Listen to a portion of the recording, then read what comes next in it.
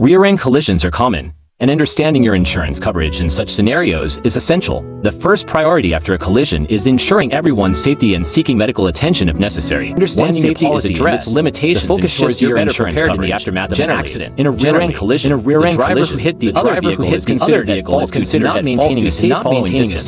This determination of liability plays a key role in how claims are processed and coverage is determined. Most auto insurance policies offer coverage for property damage, which can help pay for repairs or replacement of your vehicle.